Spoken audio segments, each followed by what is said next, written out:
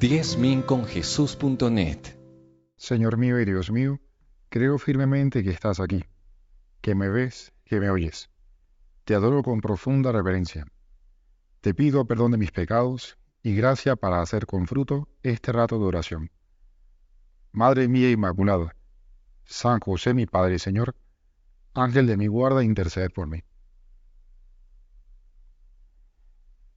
En la literatura griega existen muchas imágenes para describir cosas complejas de la realidad, y eso es lo que llamamos mitología, que no son solamente, cuentos fantasiosos y por lo tanto cuentos falsos. Es que no son del todo falsos, porque transmiten grandes verdades fundamentales.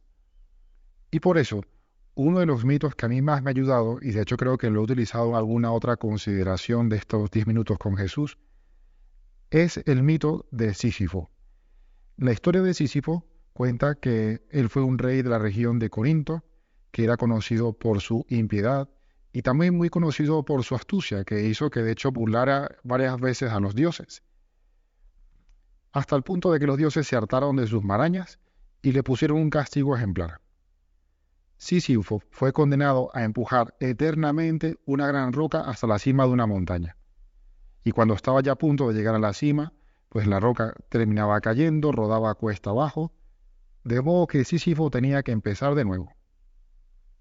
Y así por toda la eternidad, una y otra vez. Por eso el mito de Sísifo es el paradigma de lo absurdo, del esfuerzo inútil, de la imagen de llevar un peso esclavizante. ¿Quién podrá librarlo de ese yugo? Y por supuesto que es un castigo más que merecido. Sísifo algo habrá hecho que se mereció aquello. Pero a mí la imagen de Sísifo me da muchísima pena. Y me parece a mí que por supuesto que nadie quisiera vivir así. Pero ¿no te parece que muchas veces tú y yo estamos encerrados en ese mito de Sísifo? Porque de cierto modo tenemos ese peligro de vivir la situación absurda de este rey, de Sísifo, y ser esclavos de un gran peso, que es un peso sin sentido, un peso innecesario. Hay otros pesos que son inevitables, pero son necesarios para otras cosas importantes. Pero el mito de Sísifo nos habla de pesos que llevamos encima que no son necesarios. Y el Evangelio de hoy va de esto mismo, de la libertad que podemos renunciar, o a la que podemos renunciar, mejor dicho, tontamente por llevar encima un peso absurdo. Libertad de movimiento, libertad de acción. Tú, Señor Jesús, estás enseñando a tus discípulos esta verdad con una parábola, que es la parábola del siervo despiadado. Es aquella en la que un criado debe a su rey 100.000 talentos, o sea, una suma inmensa de dinero, y no tiene cómo pagarlos. Y por esto el amo mandó que lo vendieran a él con su mujer y sus hijos y todas sus posesiones, y que pagara así la deuda que tenía. Y el criado, arrojándose a sus pies, le suplicaba diciendo: «Ten paciencia conmigo y te lo pagaré todo». Habrá salido lágrimas de sus ojos, habrá llorado, habrá rogado, y el Señor se compadeció de aquel criado y lo dejó marchar, perdonándole la deuda, dice el evangelista. Recoge la parábola del Señor, ¿no? Y seguramente ya sabes lo que viene después. Esta parábola es sumamente conocida. Ese mismo criado quiso cobrarle al otro que le debió una suma, pero más bien mísera, y le quiso cobrar todo sin ninguna piedad, a pesar de que también este otro siervo se le arrojó los pies y le pedía misericordia. Y nada, a la cárcel. Y claro, fue tal la indignación de los testigos que el suceso llegó a oídos del rey, que lo llamó y le dijo: «Siervo malvado, toda aquella deuda te la perdoné porque me lo rogaste. ¿No debías tú también tener compasión de tu compañero como yo tuve compasión de ti?». Y así, pues, el rey, el Señor, indignado, lo entregó a los verdugos hasta que pagara toda la deuda. Y como ves, la parábola de hoy me parece que es evidente, ¿no? Y lo que pone en evidencia es esa estrecha relación que hay entre perdón y libertad. O por el contrario, la estrecha relación que hay entre la falta de misericordia y la esclavitud. Y es difícil no acordarnos de la gracia que se nos concede en cada sacramento de la confesión, donde precisamente recibimos ese perdón de Dios, que es un perdón que libera, un perdón incluso de las deudas más grandes, y así se nos devuelve la dignidad y la libertad de un hijo de Dios. Es que es un peso que vamos llevando absurdamente cuesta arriba en ese caminar al cielo. Es un peso absurdo por culpa de nuestros pecados. Y Dios, en un acto de infinita misericordia, nos concede su perdón liberador. Nos saca de la cárcel de la esclavitud que nos impide movernos con libertad. Pasa que muchas veces por soberbia, por vanidad, por acostumbramiento, por falta de fe, no nos damos cuenta de que podríamos ir más ligeros por la vida. Pero así el Señor nos quita esas piedras que llevamos encima. Sí y solo sí queremos quitarnos, queremos salir de esa situación. Y hablando de piedras, pues me acuerdo, me acabo de acordar pues de una anécdota de San José María, algo que después él repitió muchas veces en su predicación. Porque hablando de piedras, San José María empleaba también esta imagen para darnos una recomendación al momento de confesar nuestros pecados. Porque una tarde, hablando con unos niños en una catequesis en un barrio de Madrid, les hace esta consideración. Imaginad que lleváis los bolsillos llenos, llenos, llenos de piedras pequeñas y una grande, muy pesada, cargada sobre los hombros. Pensad también que vais andando desde la Puerta del Sol a Cuatro Caminos. Aquí con paréntesis, ¿no? Como yo no conozco Madrid, pues me tomé la molestia de ir a Google Maps y entonces puse Puerta del Sol a Cuatro Caminos caminando y me dio 51 minutos. Entonces la historia es piedra en los bolsillos, piedras pequeñas y una piedra enorme sobre la espalda durante casi una hora caminando. Y continúa San José María. ¿Qué piedra tiraríais primero al llegar? La grande, contestan los niños, pues por supuesto riéndose a carcajadas. Pues la grande, evidentemente.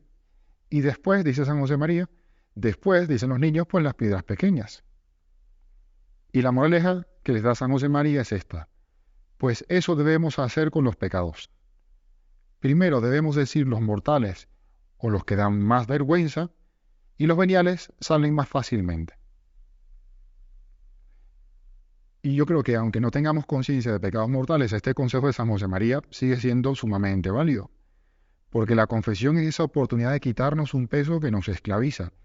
Y qué alivio quitarnos primero de encima lo que más pesa, lo más grande, lo que más hace que podamos perder la libertad. Esos pecados que nos impiden volar alto. Y con esta lógica yo creo que se aprecia mucho mejor ese consejo de San José María.